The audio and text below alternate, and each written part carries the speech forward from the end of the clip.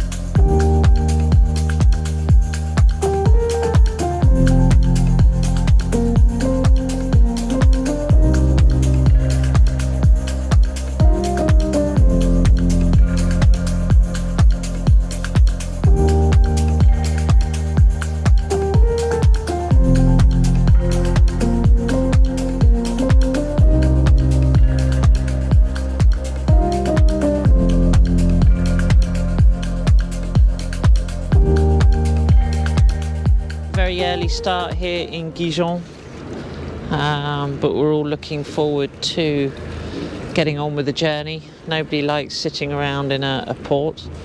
This town has been absolutely fantastic, very, very friendly. She'll come back here on a visit just for a few more days, you know. Magnificent Lagoon 51 into the fuel dock, so we can set off, get round the headland and start making our way down the Portuguese coast to the Straits of Gibraltar.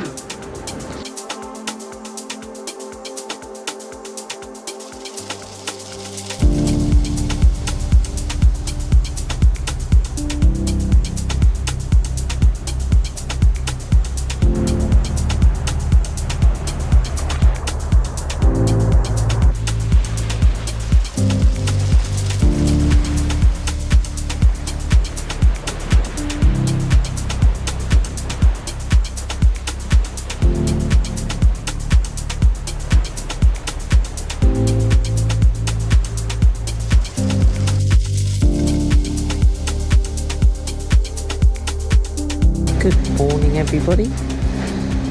It's about 3:30 on Tuesday morning. It's day 3 of passage, but 5 days overall. We're just coming round the tip of A Coruña, which is the northern tip of Spain. And once we've passed that, we'll actually head downhill, so to speak, all the way along the coast of Portugal down to on our way to Gibraltar. The sea has calmed dramatically compared to what it was at Biscay. I didn't film Biscay very much. 3 of us were quite ill, unprepared and ill. But at the moment we're motoring. We've got about 13 knots of wind. We're doing 6.5 knots. That's our speed over ground.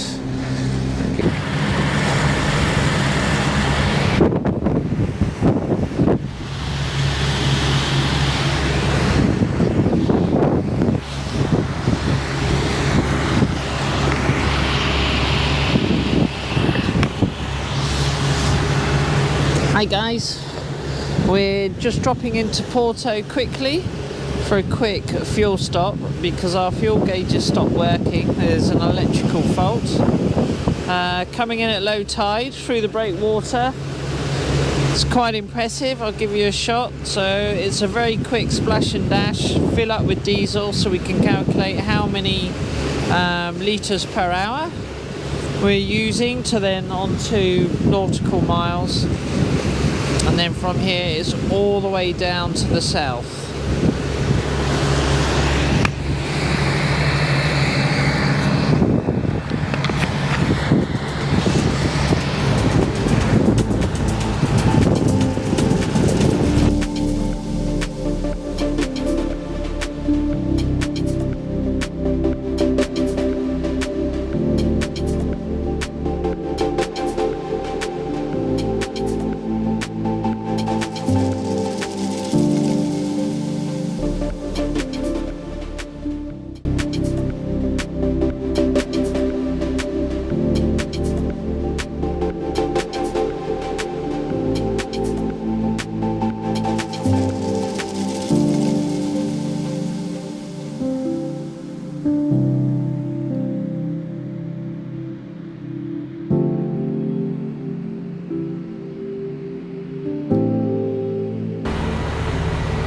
As you can see, I'm up on the Flybridge of the Lagoon 51. This is a brand new boat, left the factory about a month ago.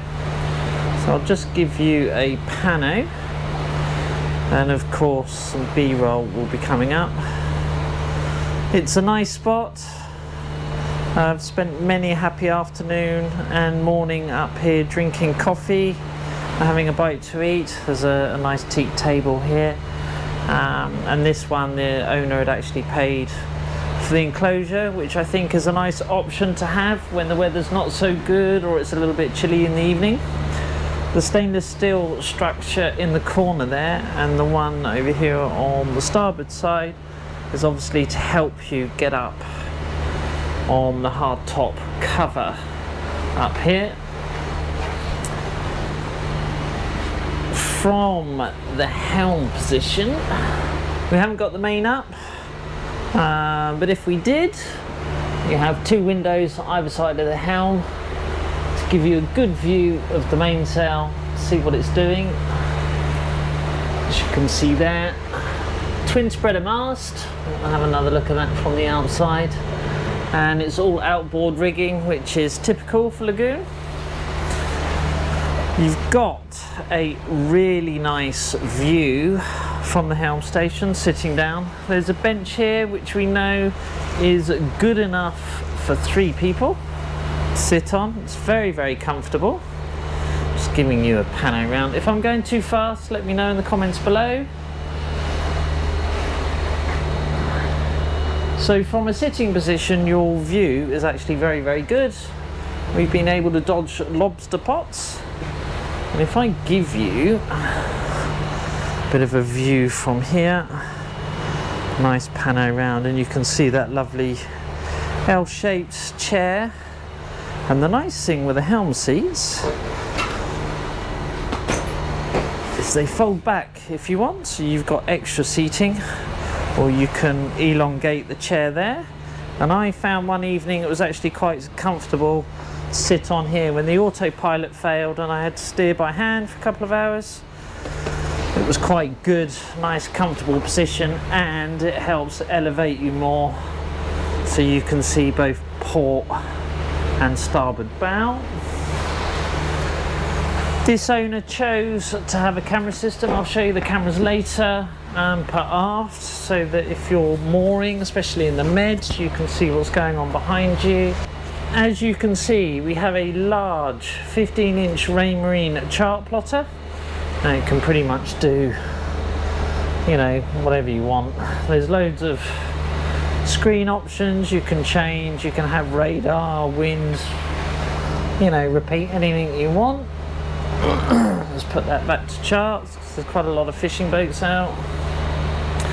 Over here you have your Raymarine autopilot, repeater, your Yanmar.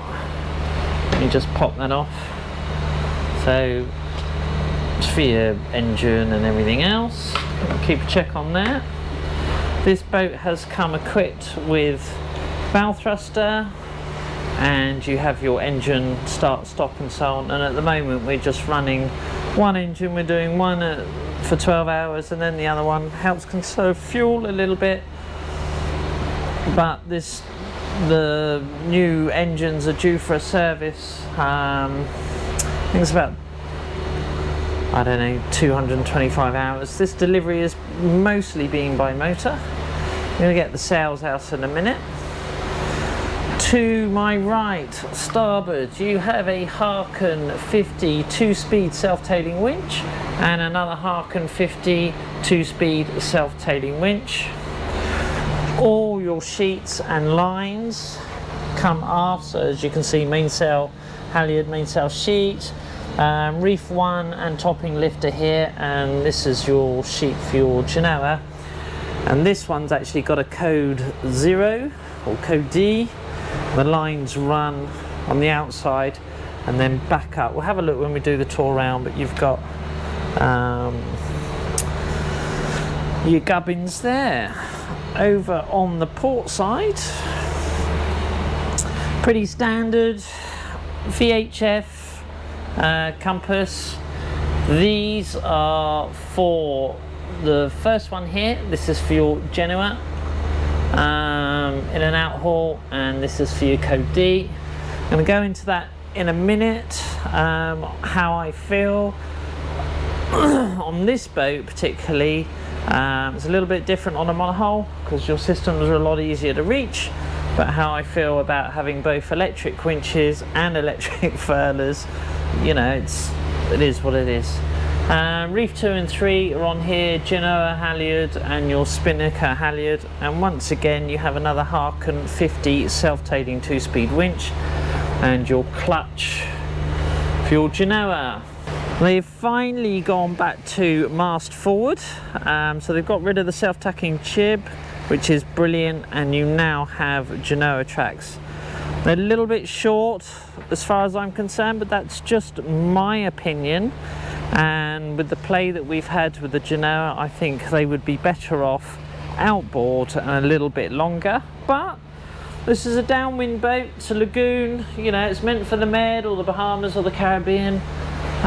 If you're buying one, you know, you're not going anywhere fast, but it's a nice space. Not bad at all.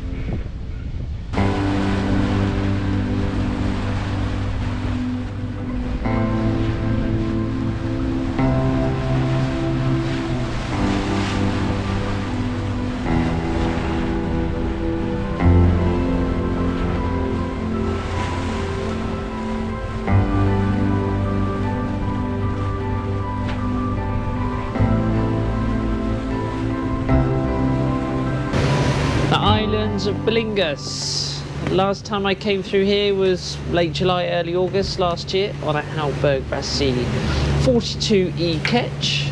I'll leave a link at the end of the video or down in the description. Not a lot going on. Dodging lobster pots, which is a lot of fun. Breaks up the boredom.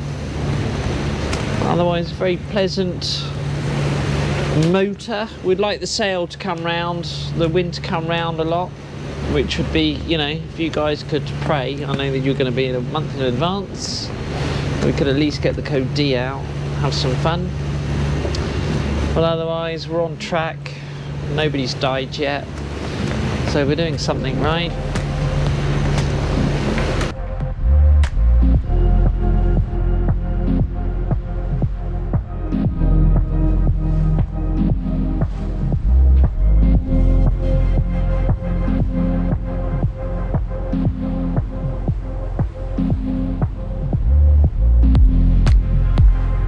Everybody, it's at 3:20, 2nd of April. We are just coming up on the Straits of Gibrulta. I'll show you on the screen at the moment, but we're keeping to the side of the separation channel. The only thing we have to worry about really small craft and fishing craft that don't have AIS. But I'll have a look. Over there, if you can make that out, is mainland Spain, Europe. And over there, if you can see it, probably not, is mainland Africa, Tangier.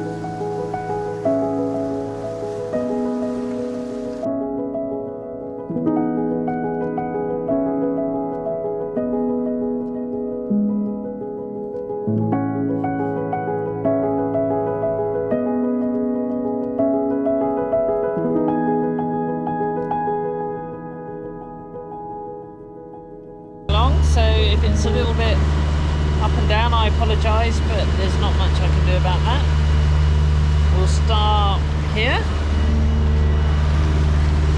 Okay, taking a look at the new sugar scoops on the Lagoon 51. There's obviously a really nice bathing ladder now, which they've incorporated, and it can be moved from port and starboard. But as you can see, they've extended the sugar scoops quite extensively, but it's just a moulding that's been put on top of the old sugar scoop.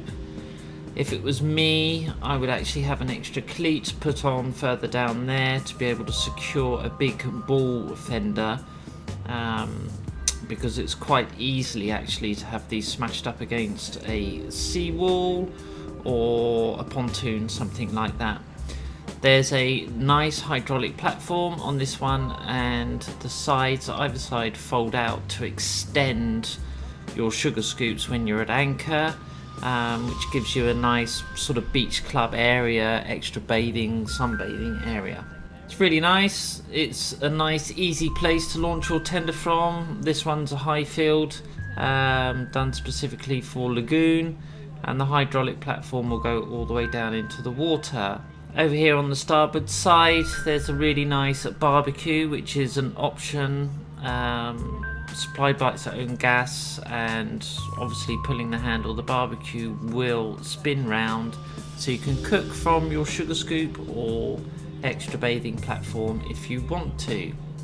There's a great space on this sort of aft cockpit terrace area of the Lagoon 51. Really like it, and this is my favourite seat out of all of them.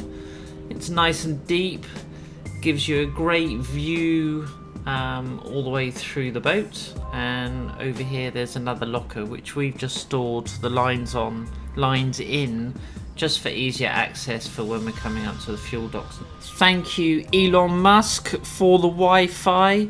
It was absolutely amazing to have Wi-Fi all the way through the delivery. This boat is equipped with two Yamaha 80 horsepower engines. I'm only going to open the port side here. Starboard side is pretty much exactly the same, and it's nice that Lagoon integrated this a couple of years ago, where the hatch actually opens out against the sea. There is loads and loads of space. Sail drive, as you can see, and over in the corner is the hydraulic management system for the platform and power steering, your emergency tiller handle, and the electric remote control for that hydraulic platform. Plenty of air vents and a light. Everything's clearly marked. You have some electronic controls. There's your starter battery, filters, and so on. It's a big engine room, and obviously your steering system here, which is robust, and the power steering ram over in the corner. One thing that's shocking, we'll go into it when we have a look at the generator, is the absolute lack of soundproofing in the engines against the bulkhead cabins. And I didn't get much sleep in my cabin at all when the engine was running because of the noise. Over on the starboard side, you've got your shore power and air con connections, plus a hose connection for shore power. So instead of using water from the tanks, you're using it directly from the taps in the marina. You know, freshwater flush toilets, at the end of the day, they consume a lot of water. And you have hot and cold water deck shower on this side too. It is a big beamy boat. You've got 8.10 meters or 26.7 feet in total, and this is a great entertaining area. There is an option for a drop down table if you want. I don't think it's needed. There's loads of sunbed areas around on this boat. This is a great area too, which when I was in on Biscay, I spent quite a lot of time there, and there are two lockers underneath each seat. You can have extra chairs, and I reckon you sit 6 to 8 people round it more than comfortably. So the large locker, as you can see, we're just storing junk. We're only delivering the boat, so you know there's spare oil, hose pipes, that sort of stuff in there. And over here the wet bar. There's plenty of places for drinks and water bottles, and a handy little pop-up light that comes up, which is quite cool, and you see those quite a lot on the Beneteau style boats and that sort of thing. Nice Corian worktop, draining, and a sink with hot and cold water if you want. On the right hand side of the cabinet you have a nice fridge. I'd say it's a 60-litre fridge with a small freezer compartment at the top. Just lock that off. And over on the left hand side there's a handy ice maker. Obviously all these are options, don't come as standard. The steps that function as your way up onto the Flybridge, and I will say that there's a lack of handholds going up to the Flybridge, but underneath you have a large voluminous gas locker. The steps stay up on gas rams, so there's no worries about it dropping on your head. I think this space could have been used a little bit better with maybe a shelf put in there for smaller, so you can have 2 smaller bottles. But once again, you know, it's a lagoon, and just by it and by the sliding doors you have a self-draining area, and the sink itself runs directly into that channel and into the sea. So be warned if you're in a marina. All your muck is going to go straight into the water. Obviously the Flybridge makes up as the hardtop canopy. As an option you can have a cover enclosure that goes all the way around for bad weather if you want this as an option. This owner went with a Fusion stereo. He has speakers up in the roof here, up in the cockpit, and also in the main saloon area. And with the Fusion stereo you can zone you know, which area you're listening to music. You have your 2 emergency tiller areas underneath the benches here, and diesel port and starboard.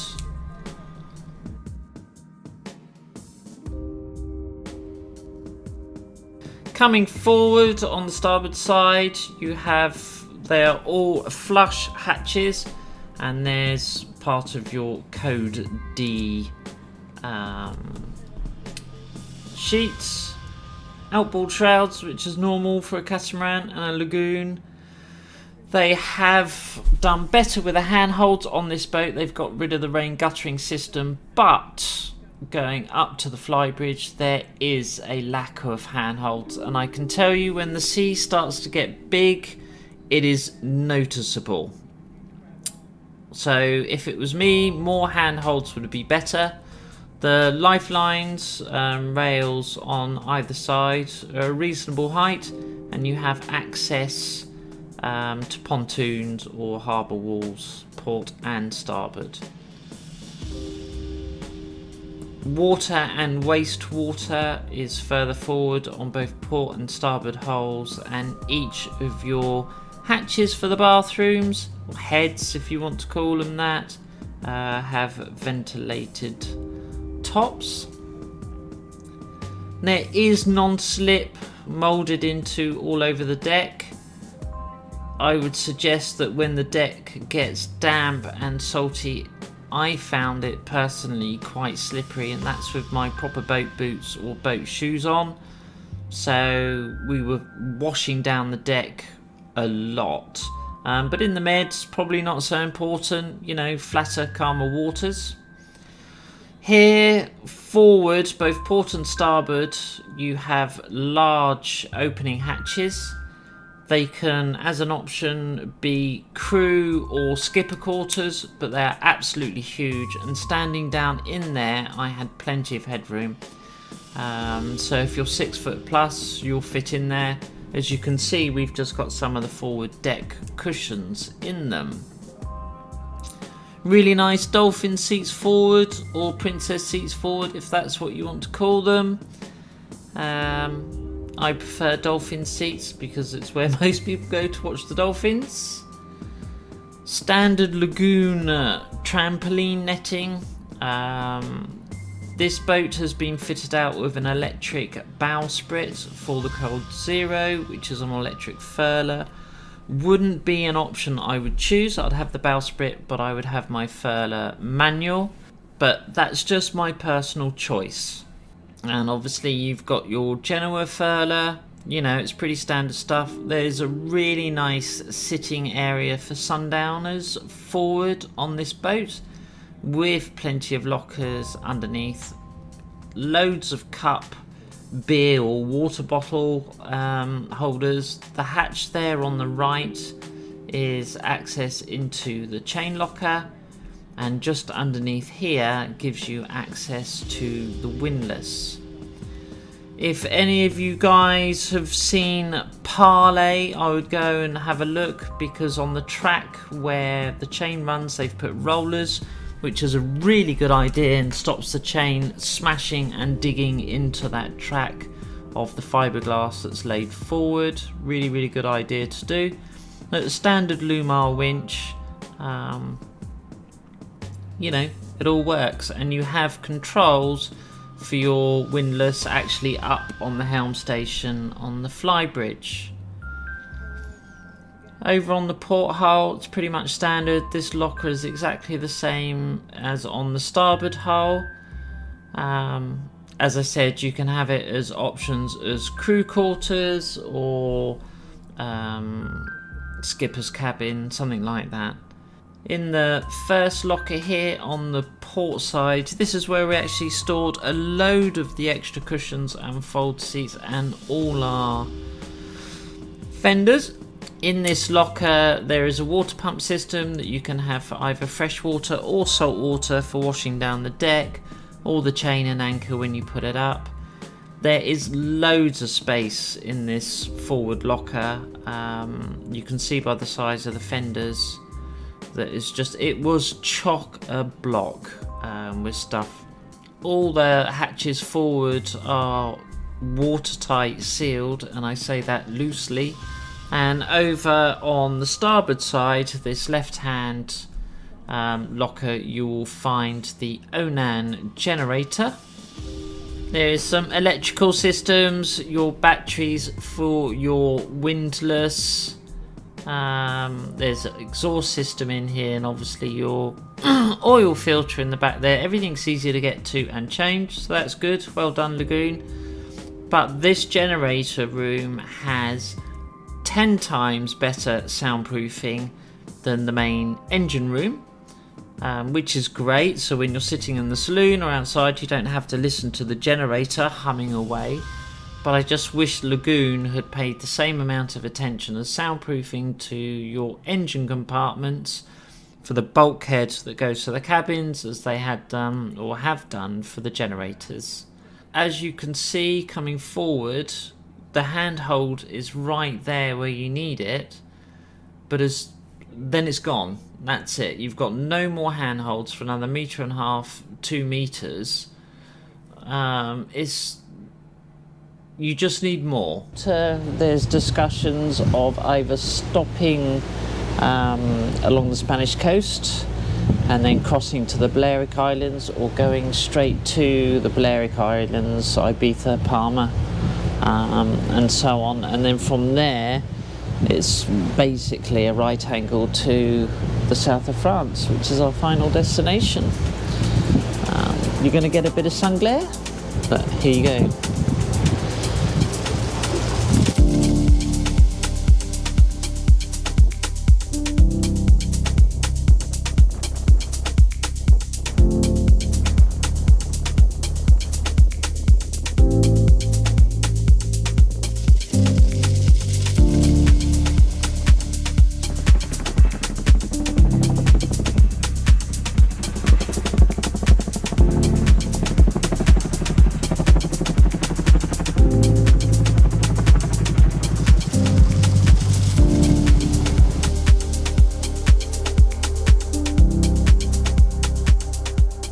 Everybody, it's 10 o'clock on the 3rd of April. We're motoring. It's nice to see the sun out. We stopped in Cartagena yesterday. We were going to stay overnight, but the weather's good and we want to keep ahead of the weather, so we just fueled up, got a bite to eat, and you know, quick trip to the supermarket for essentials like chocolate. We expect to be in Marseille, France by Thursday morning. We've got around 320, 330 nautical miles to go.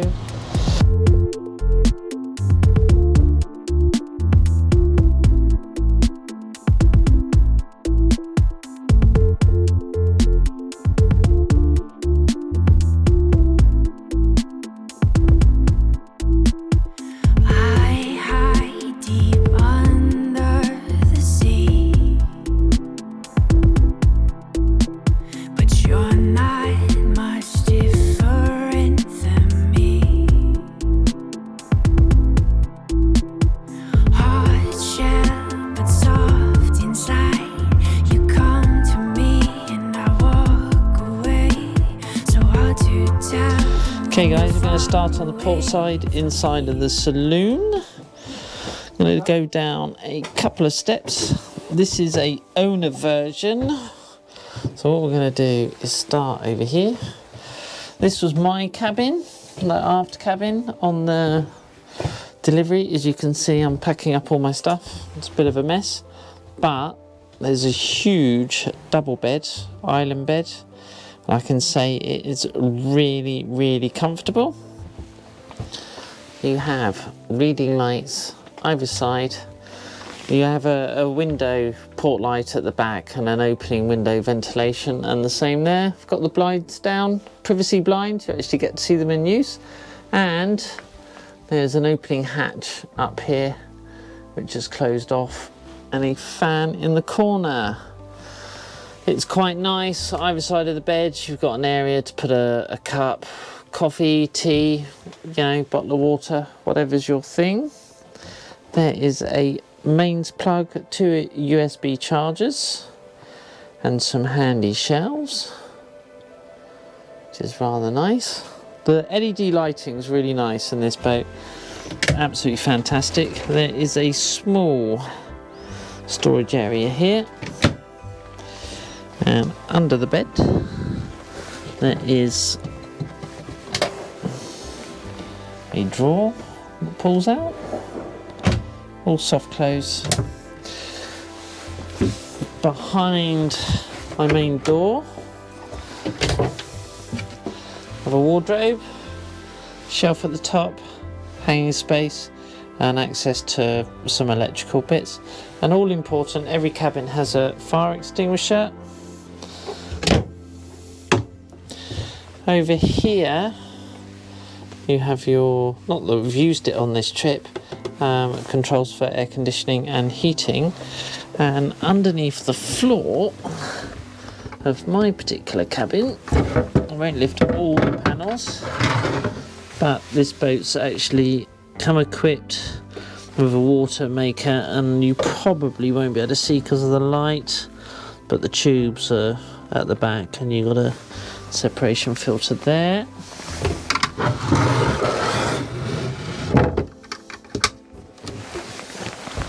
So storage wasn't a problem. I have my own heads, and the light switch is just underneath here. So electric flush, fresh water, nice Corian worktop, and a nice large shower, and up above ventilation. To give you an idea of head height, you know, loads and loads of height in here.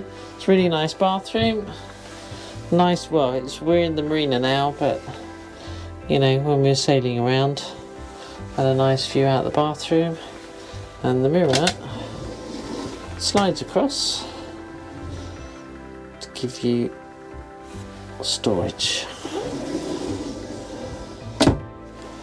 Right, we'll come out of here. There is storage in the hallway, and over the next couple of weeks there's actually going to be a washing machine installed in here. There's an option, which is pretty cool. Washer dryer. There is access to the bilge, you know, electric services all underneath the floor. Something that's pretty cool, which they've managed to fit in on this 51. I can find an interior light switch centrally, which I think is brilliant for the kids. There's a little central cabin here.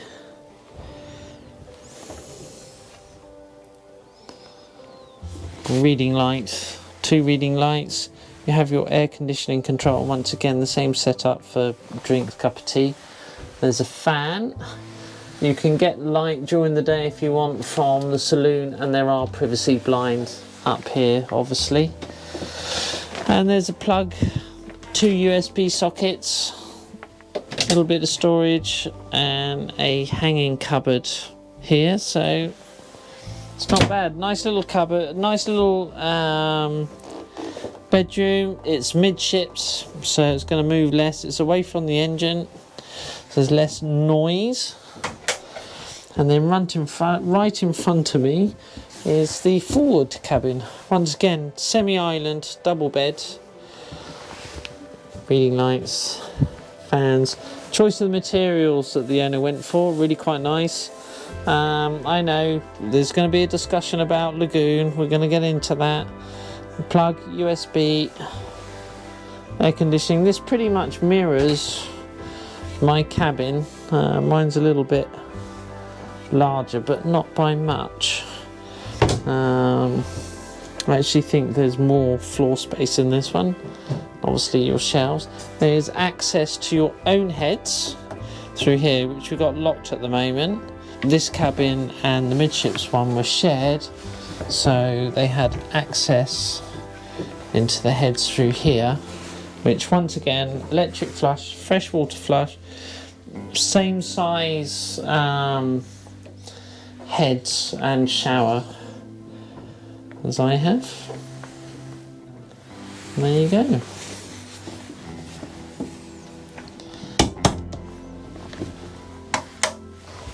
The lighting on this boat's pretty good actually. There we go. Right, this is the steps going up as you would have normally. The only difference is, as the emergency access, you have to remove all the steps to then get to a hatch, to then get to your emergency escape hatch. But there are extra handles on this boat. And this is our saloon. Give you a pano. Obviously everyone's packing their bags. We're cleaning the boat, getting it ready for the owner, and we're all off tomorrow morning. So on the starboard side you have a huge nav desk. It's got towels and things on at the moment, but you know, there's room for paperwork and junk, and a chart plotter with a red light, which is pretty handy when you're on passage. And underneath this towel you have even more storage for, you know, paperwork, whatever it is. This boat, you got extra USB charging here, fusion stereo system, and obviously lights. Light switch there, and then over on this side, mains plug, 2 USB charging, nice handy shelf area, and there's access to electrics behind, and another shelf area here with a steel bar to stop anything coming out. Obviously it's part of the galley now, so you have a large 100-litre freezer, big fridge, and obviously the same underneath. There is storage just in front, which we had all our bottles of water in and sort of stuff like that. See, still full up. And there is another storage bin mirroring that over on that side. You have storage underneath here. That's mirrored on the left. We covered the cushions in sheets because they're cream, lovely cream coloured cushions, and wearing our wet weather gear and stuff like that, and you wouldn't want to drop any food on them. Let's keep them nicely protected for the owner.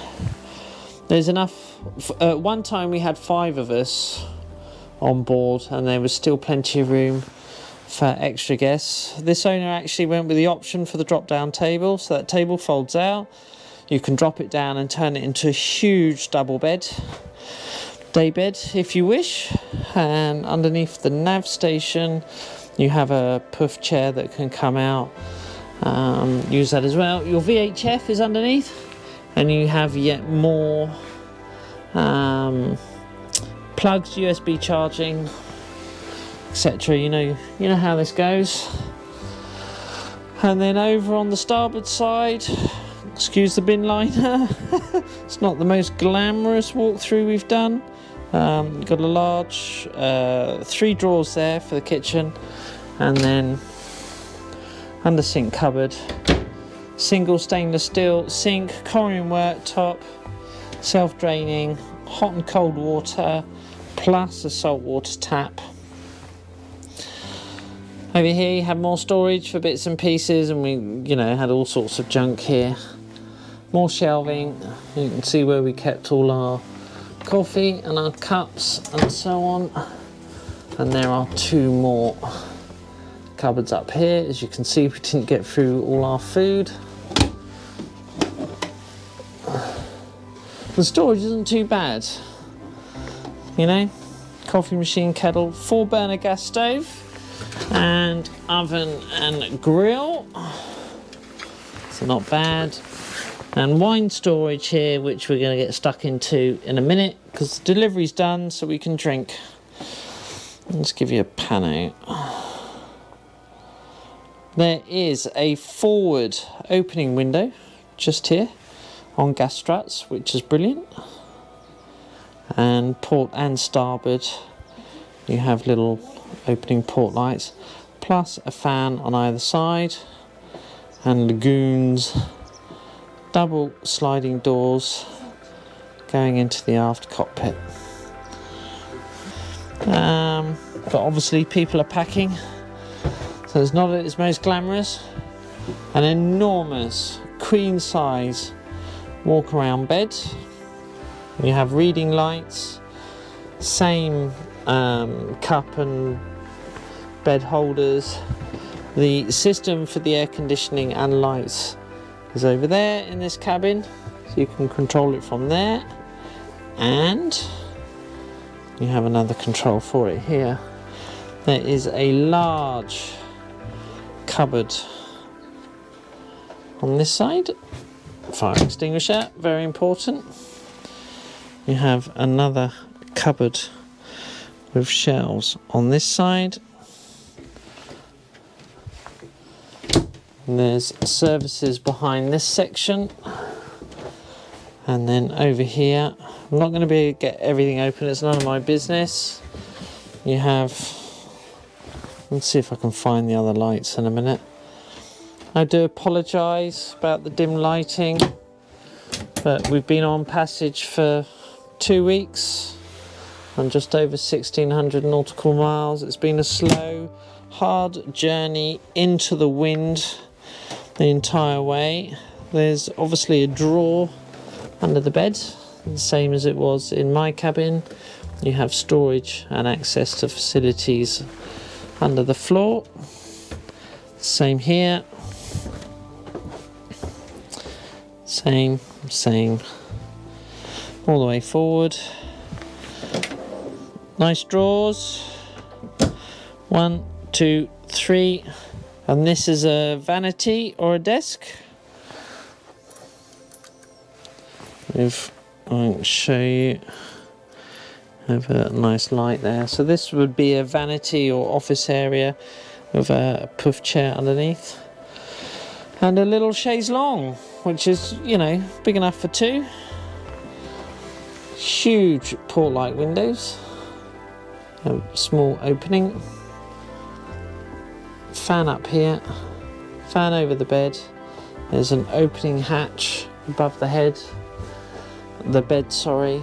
You have a small opening hatch here, another opening hatch here. I actually think it's quite interesting doing a tour around the boat when we've been using it. You have your privacy door, slides across, obviously close the world off. You get fed up with the kids or your friends, close that again, and then you won't find a light switch for it. Here we go. You have the owner's walk-in wardrobe, which is very nice. Obviously full of bags. Hey ho, is what it is. Loads of storage. I'll open, at least get one of these drawers open so you get an idea of the size. Soft closing. You have some nice shelves here, which I think is quite nice, and they actually pull out. 3 of those, and the same mirrored on this side, and then you have a load of drawers either side and hanging space on either side. Come out of here, and then going forward you have the owner's shower, washing area, Jack and Jill sinks, port and starboard. Once again, Corian worktop.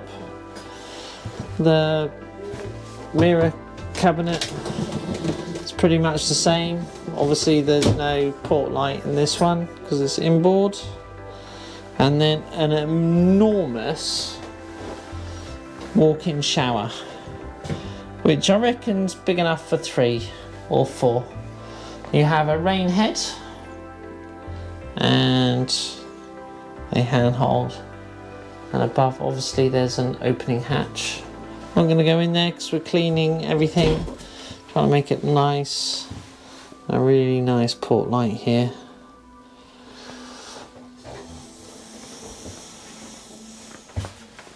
Storage.